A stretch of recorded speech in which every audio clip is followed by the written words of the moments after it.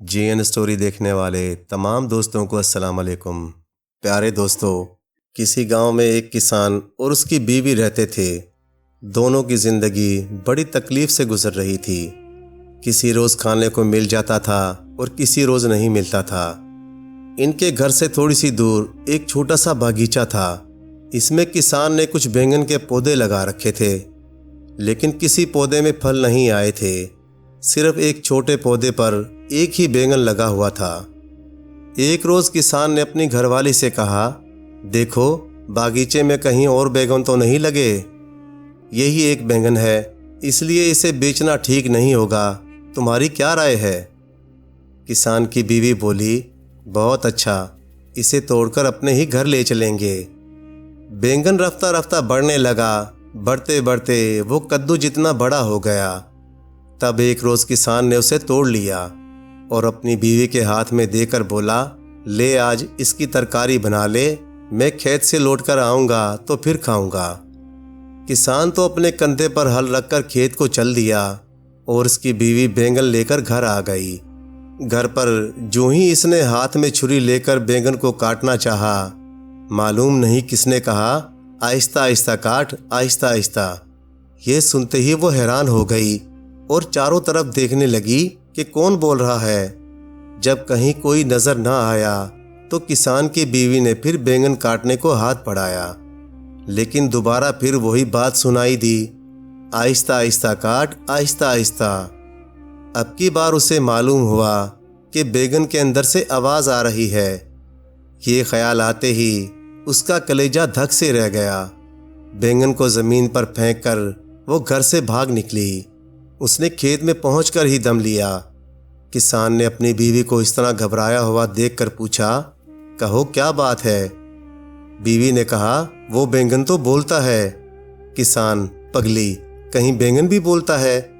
बीवी ने कहा, चलकर अपने कानों से सुन लो, मैं सच कहती हूँ। हाँ हाँ बिल्कुल सच। किसान बड़ी हैरानी के साथ घर गया। वहाँ इसने अपनी घरवाली से कहा, ले अब मेरे सामने बैंगन काट। बीवी ने जो ही बैंगन काटने को उठाया, फिर आवाज़ आई, आहिस्ता आहिस्ता काट, आहिस्ता आहिस्ता। ये सुनकर किसान भी फिक्र में पड़ गया। इसने कहा, अच्छा आहिस्ता आहिस्ता ही काट लो। बीवी आहिस्ता आहिस्ता काटने लगी, लेकिन हैं ये क्या? जो ही बैंगन के दो टुकड़े हुए, इसके अंदर से एक निहायत खूबसूरत परी निकल आई। इसके रंग रूप से चारों तरफ एकदम रोशनी सी हो गई। लड़की को देखकर किसान की बीवी को बहुत खुशी हुई। इसने कहा, हमारे तो कोई बेटा बेटी भी नहीं है, सो मैं इसको अपनी बेटी बनाकर रखूंगी। ये बैंगन में से निकली है, इसलिए मैं इसका नाम बैंगनवती रखूंगी। अब इसने लड़की को उठाकर सीने से लगा लिया। वो इसका मुंह चूम चूम कर प्यार करने लगी। लड़की भी हंसने लगी। ये देखकर किसान बोला, गोद में बेटी तो आ गई, अब इसे खिलाई पिलाएगी क्या? घर में ना दूध है ना अनाज है। बीवी बोली, दूध नहीं तो क्या हुआ, हमारी बैंगनवती बैंगन का रस पी पीकर बड़ी हो जाएगी। तुम जाओ अपना काम करो। बैंगनवती किसान के यहाँ रफ्ता रफ्ता बड़ी होने लगी। साथ ही साथ इसकी खूबसूरती भी बढ़ने लगी। इस जैसा हुस्न किसी और लड़की का नहीं था। एक रोज़ किसान अपने खेत में काम कर रहा था। बैंगनवती पास ही खेल रही थी। उसी वक़्त राजा का वहाँ से गुजर हुआ। वो हमेशा भेष बदल कर अपनी रियाया की हालत देखने को निकला करता था। उसे कोई पहचान भी नहीं सकता था। जाते जाते अचानक राजा की निगाह खूबसूरत बैंगनवती पर पड़ी। इसने खेत में से एक आदमी को बुलाकर पूछा, ये किसकी लड़की है? उस आदमी ने बताया, ये किसान की बेटी है। राजा ने अपने महल में पहुंचकर किसान को बुलवा भेजा। जब किसान आया तो राजा ने कहा, आज जब तुम अपना खेत जोत रहे थे, उस वक़्त तुम्हारे पास एक लड़की बैठी थी, वो कौन है? किसान ने जवाब दिया, महाराज वो एक तरह से मेरी बेटी है भी और नहीं भी। राजा ने पूछा, इसका क्या मतलब? तब किसान ने राजा को सारा हाल बयान कर दिया। तमाम बातें सुनकर राजा ने पूछा, इसका नाम क्या है? किसान ने कहा, हमने उसका नाम बैंगनवती रखा है। राजा ने कहा, हम ब्याह करके बैंगनवती को अपनी रानी बनाएंगे। ये सुनकर किसान हैरान रह गया। बोला, हुजूर, ये आप क्या फरमाते हैं? आप एक मामूली किसान की बेटी से ब्याह करेंगे? राजा ने कहा, ऐसी खूबसूरत लड़की किस राजा के महल में मिलेगी? किसान कहने लगा, हुजूर, मेरे साथ मजाक मत करो। राजा ने जवाब दिया, नहीं, हम सचमुच कह रहे हैं, तुम्हारी इस लड़की के साथ हम ज़रूर ब्याह करेंगे। ये सुनकर खुशी के मारे किसान के मुंह से कोई बात ना निकली। वो राजा के मुंह की तरफ देखता वहीं खड़ा रह गया। राजा ने कहा, जाओ अपनी बेटी को ले आओ, आज से उसका नाम बैंगन सुंदरी है। किसान दौड़ा दौड़ा अपने घर आया और बीवी को सारी बातें कह सुनाई। किसान की बीवी ने भी जब ये सुना तो वो भी बहुत खुश हुई और बैंगनवती का श्रृंगार करने लगी। उसे उपटन मलकर नहलाया धुलाया, आंखों में काजल लगाया, हाथों और पैरों में मेहंदी रचाई, बालों में तेल डालकर जूड़ा बांध दिया, मांग संवार कर माथे पर बिंदिया लगा दी, उम्दा नीले रंग की साड़ी पहनाकर पान खिला दिया। बाहर दरवाजे पर राजा की भेजी हुई सुनहरी पालकी रखी थी। इसमें कारचोबी के कपड़े की झालर लगी हुई थी। किसान की बीवी ने बैंगनवती को ले जाकर उसी पालकी में बिठा दिया। जब लौटकर अपने झोंपड़े में वापस आई तो उसे वहां अंधेरा मालूम हुआ। बेचारी की आंखों से आंसू टपकने लगे। उधर कुम्हार पालकी उठाकर महल की तरफ ले गए। राजा ने बहुत सा माल और दौलत देकर अपने नए ससुर किसान का बड़ा इस्तकबाल किया। बैंगन सुंदरी को रानियों जैसे कपड़े और जड़ाऊ जेवर दे दिए। फिर धूमधाम के साथ ब्याह हुआ। बैंगन सुंदरी को देखकर सभी रानियां कहने लगी, हाँ, नई रानी सचमुच बड़ी खूबसूरत है, ऐसा मुखड़ा जैसे चांद हो। राजा अपनी सब रानियों से ज्यादा बैंगन सुंदरी को प्यार करने लगा। वो हर वक्त इसी के पास रहना चाहता था। वो जो हर चीज तलब करती, राजा फौरन उसे मंगवा देता। देश बदेश की जो उम्दा चीजें आती, राजा उसे बैंगन सुंदरी ही के महल में भेज देता। वो जो बात चाहती थी, राजा वो ही करता था।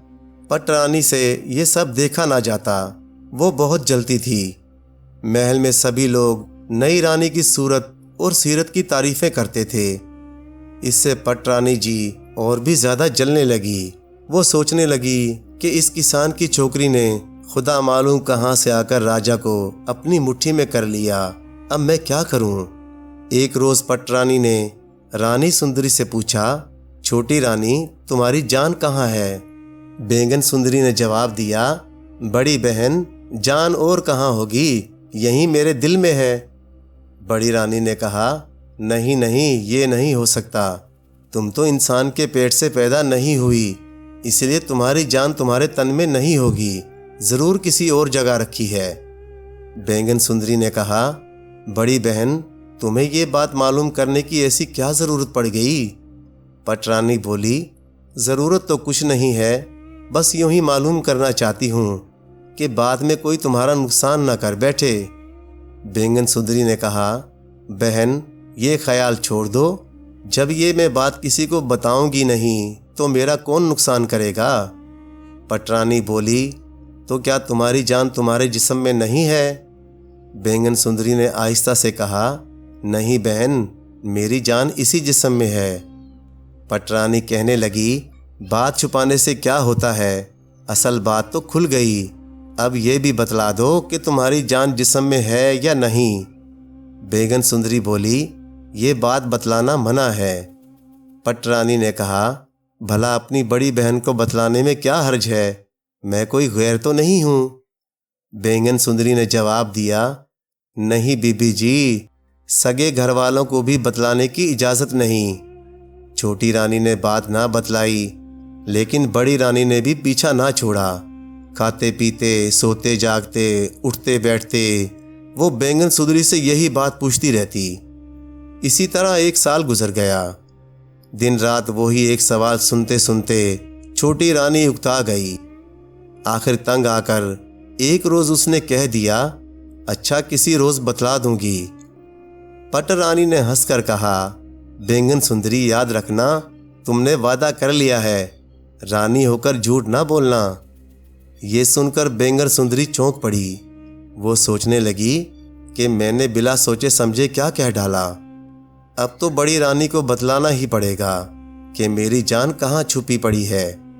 जो नहीं बतलाऊंगी तो झूठी बनूंगी। अब क्या करूं? आखिर बैंगन सुंदरी ने राजा को अपने महल में बुला भेजा। उससे कहा, महाराज, अगर मैं अचानक मर जाऊं तो मेरी लाश को जला ना देना। राजा ने उसके मुंह पर हाथ रखकर कहा, चुप पगली, ऐसी बात मत कहो। बैंगन सुंदरी बोली, नहीं महाराज, मेरी तमाम बातें सुन लीजिए। अगर मैं मर जाऊं तो बस्ती से बाहर एक मकान बनवाकर मुझे पलंग समेत इसी में रखवा देना। मकान के अंदर एक खुशनुमा बागीचा लगवा देना और एक कुआं खुदवा देना। मकान के चारों तरफ ऊंची सी दीवार उठवा देना जिसमें कहीं अंदर आने जाने का रास्ता ना हो। राजा ने बात काट कर कहा, रानी चुप रहो, ये बातें जबान से ना निकालो। रानी बोली, हाँ महाराज, अभी चुप होती हूँ। बस एक बात और सुन लीजिए। इस मकान में बहुत सा अनाज, दाल, घी, तेल, चीनी, मिर्च, मसाला वगैरह भी रखवा देना। राजा ने कड़क कर कहा, चुप रहो। बैंगन सुंदरी चुप हो गई। इसी तरह कुछ दिन और निकल गए। एक रोज़ बड़ी रानी ने बैंगन सुंदरी से कहा, छोटी रानी, तुमने बतलाया नहीं कि तुम्हारी जान कहाँ है। बैंगन सुंदरी बोली, बीबी जी, क्या मुझे सचमुच बताना ही पड़ेगा? बड़ी रानी ने कहा, तुम कौल दे चुकी हो, अब क्या इसे पूरा नहीं करोगी?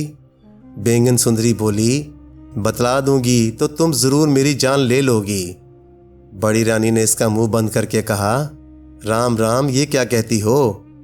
छोटी रानी बोली, अच्छा थोड़े दिन और ठहर जाओ, मेरा बच्चा हो जाने दो, इसके बाद बतलाऊंगी।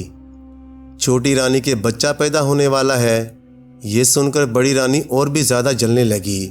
उसने कहा, जो तुम अभी नहीं बतलाओगी तो मैं सारी सल्तनत में ढिंढोरा पिटवा दूंगी कि छोटी रानी किसान की बेटी होने के बायस मामूली आदमियों की तरह झूठी है। बड़ी रानी की ये बात सुनकर बैंगन सुंदरी और चिढ़ गई और बोली, अच्छा तो लो सुनो, मेरे बाप के खेत के करीब ही एक कुआं है। इस कुएं के अंदर एक लकड़ी का संदूक है। उस संदूक में सोने की एक डिबिया है। डिबिया के अंदर एक पूत की माला है। वही माला मेरी जान है। बड़ी रानी हंसते हंसते लोटपोट हो गई और कहने लगी, छोटी रानी, तुम्हारी बड़ी किस्मत है, तुम्हारी जान को किसी का खौफ नहीं। देखो तो कुएं के अंदर संदूक, इसके अंदर सोने की डिबिया है और इसके अंदर तुम्हारी जान है। बतलाओ, ऐसी जान भी कोई ले सकता है? ये जान तो हमारी ही है कि ज़रा गला घोंट देने से निकल जाती है। खैर, तुम जीती जागती रहो। राजा को तुम्हारे हाथ सौंपकर मैं सुख से स्वर्ग में चली जाऊंगी। अब बड़ी रानी जल्दी से अपने महल में गई। फिर इसने चुपचाप बांदी को भेजकर एक गोताखोर को बुलवा लिया। रानी ने उससे कहा, देख, अगर तू मेरा एक काम कर देगा तो मैं तुझे 500 अशरफियाँ इनाम में दूंगी। गोताखोर ने पूछा, महारानी काम क्या है? रानी ने कहा, फलां किसान के खेत के करीब एक कुआं है। कुएं के अंदर एक लकड़ी का संदूक है। इसके अंदर सोने की डिबिया है। ये डिबिया इस तरह निकाल कर लाओ कि किसी को मालूम ना हो। गोताखोर उसी वक्त कुएं की तरफ चल पड़ा और पानी में गोता लगाकर सोने की डिबिया निकाल लाया। डिबिया मिल जाने से रानी को बड़ी खुशी हुई। गोताखोर को 500 अशरफियाँ इनाम देकर रुखसत कर दिया। उधर कुएं से डिबिया निकलते ही बैंगनवती की तबीयत अचानक ख़राब होने लगी। बड़ी रानी ने डिबिया में से माला निकाली और खूब उलट पुलट कर जूं ही गले में पहनी, उसी वक़्त बैंगनवती तड़प तड़प कर ठंडी हो गई। महल में कोहराम मच गया। राजा भी रोने लगा। रोते रोते उसे बैंगनवती की उस रोज़ की बातें याद आ गईं। उसने वज़ीर को बुलाकर कहा, बैंगन सुंदरी के लिए एक मकान तो बनवा दो। वज़ीर ने कहा, अब मकान का क्या करोगे? अब तो रानी की लाश को जला देना चाहिए। राजा बोला, नहीं, बैंगन सुंदरी ने मुझे मना किया था। तुम बस्ती के बाहर एक मकान बनवाओ, उसमें बैंगन सुंदरी को पलंग समेत पहुंचा देना होगा। वज़ीर ने कहा, जो हुक्म हुजूर। बैंगनवती जैसा कह गई थी वैसा ही मकान बनवा दिया गया। फिर बैंगनवती को उस मकान के एक कमरे में लुटाकर सब लोग बाहर निकल आए। मकान के चारों तरफ दीवार बना दी गई। दिन पर दिन गुजरने लगे। इसी तरह 1 साल गुजर गया। शोकन के मर जाने से बड़ी रानी बहुत खुश हुई। इसका कलेजा ठंडा हो गया। लेकिन राजा बेगन सुंदरी को नहीं भूल सका। छोटी रानी की याद आते ही राजा की आंखों में पानी आ जाता था। वो अक्सर दिल में सोचा करता था कि बेगन सुंदरी ने मुझसे ये क्यों कहा था कि महाराजा मेरी लाश को जलाना मत, तो क्या वो फिर जी उठेगी। बैंगनवती के मकान को देखकर राजा के दिल में ख्याल आता, इस मकान के अंदर पलंग पर अकेली पड़ी सो रही है। इतने दिन हो गए, कहीं जाग तो नहीं उठी। जागकर शायद मुझे ढूंढती हो और बाहर निकलने की राह ना पाकर महाराजा महाराजा चिल्लाती हो। पुकारते पुकारते उसका गला बैठ गया होगा। लेकिन फिर उसे ख्याल आता, आह, इंसान मरकर फिर कभी नहीं जी सकता। अपने दिल को समझाने के लिए राजा हर रोज बैंगनवती के मकान की 4 दीवारी के चारों तरफ चक्कर लगा आता था। एक रोज उसने अचानक सुना कि मकान के अंदर से बच्चे के रोने की आवाज आ रही है।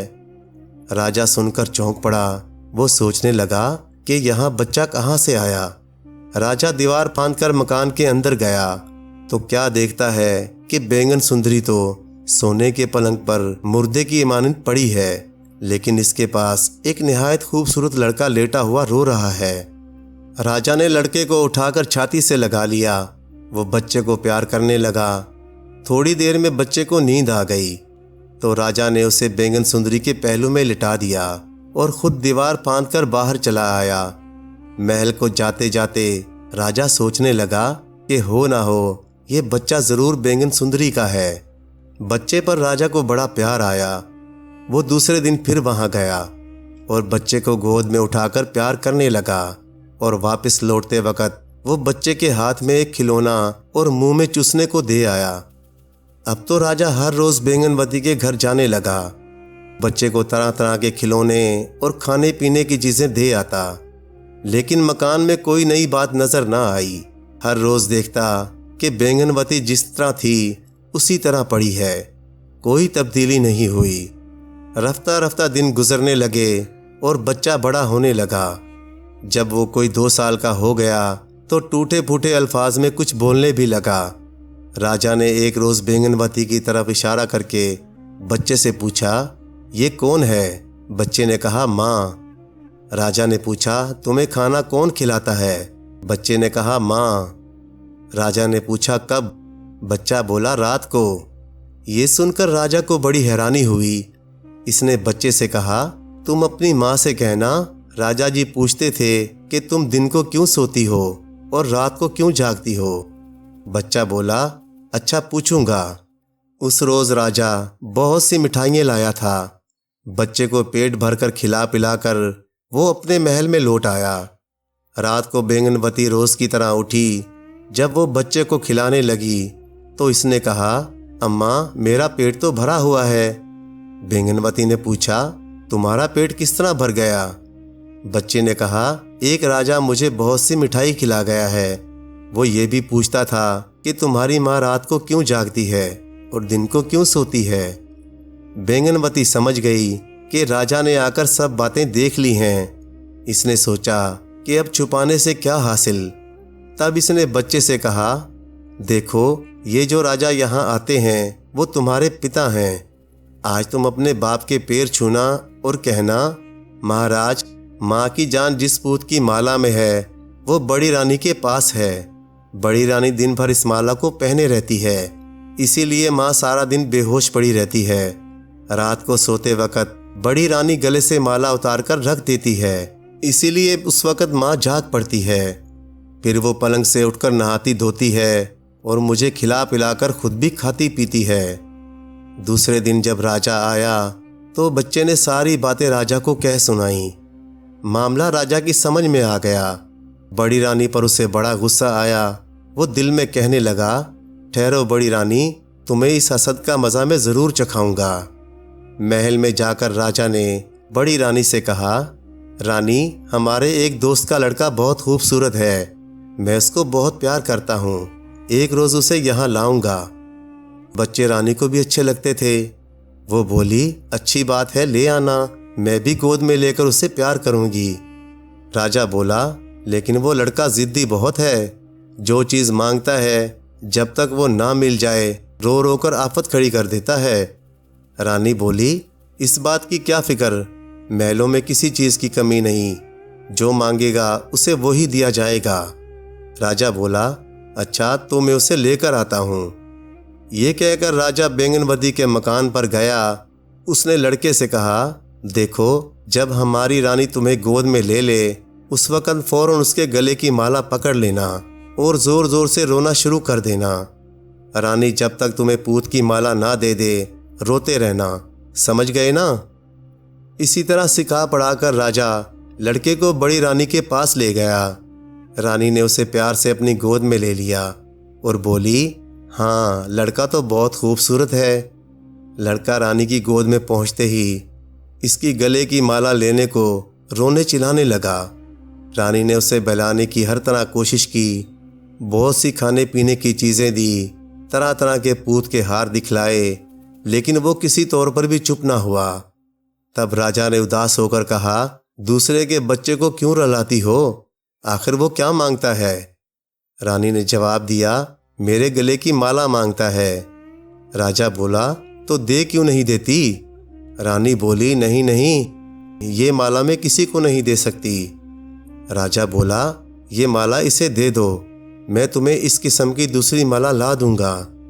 रानी बोली, ये माला तो मैं हरगिज़ नहीं दूंगी।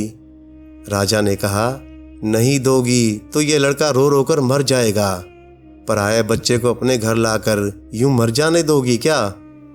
रानी ने जब देखा कि ये मुसीबत तो बहुत बड़ी है, लड़का तो रो रो कर जान दे देगा, इसका रोना देखकर रानी को रहम आ गया। वो सोचने लगी कि छोटी रानी तो अब मर गई होगी, थोड़ी देर के लिए ये माला बच्चे को दे दूं तो इसमें क्या हर्ज है। तब इसने कहा, मैं इस वक्त ये माला दे देती हूँ, लेकिन जब ये लड़का बहल जाएगा तो ये मुझे वापस ला देना। राजा ने कहा, हाँ, ऐसा ही किया जाएगा। रानी ने गले से माला उतारकर लड़के को दे दी और लड़के को लेकर राजा बाहर चला गया। फिर इसने चुपचाप वजीर से कहा, वजीर साहब, बैंगन सुंदरी के मकान की 4 दीवारी तुड़वा दो। वजीर ने मजदूर लगाकर दीवार तुड़वा दी।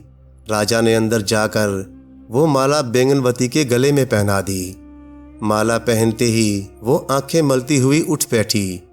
राजा ने बैंगनवती से कहा, आज तुम बच्चे को लेकर यहीं रहो और कल महल चलना। उस रोज़ राजा बहुत रात गए तक बैंगनवती के यहाँ रहा।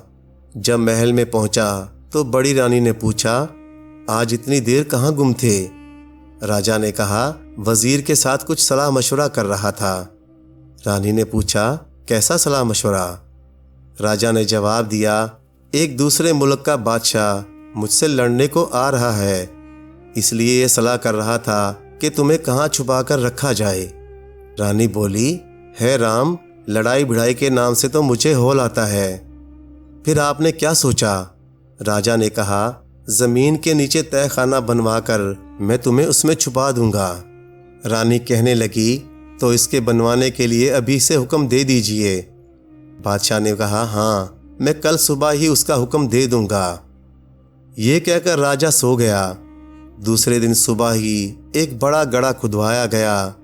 राजा ने रानी से कहा, रानी, गड़े में जाकर तो देखो कि इसमें रहने सहने और खाने पीने का ज़रूरी सामान रखने के लिए काफ़ी जगह है ना? ये देखने के लिए रानी फुर्ती से गड़े में उतर गई। उधर लोगों ने फौरन चारों तरफ से मिट्टी डालकर रानी को गड़े में बंद कर दिया। दूसरे के सुख को देखकर हसद करने वाली रानी जीती जागती ही गड़े में गाड़ दी गई। अब राजा बैंगन सुंदरी और उसके लड़के को महल में ले आया और वो चैन से ज़िंदगी बसर करने लगे। प्यारे दोस्तों, कहानी अच्छी लगे तो लाइक करें, चैनल को सब्सक्राइब कर दें और मज़ीद इसी तरह की किस्से कहानियाँ देखने के लिए देखते रहें GN स्टोरी TV। शुक्रिया।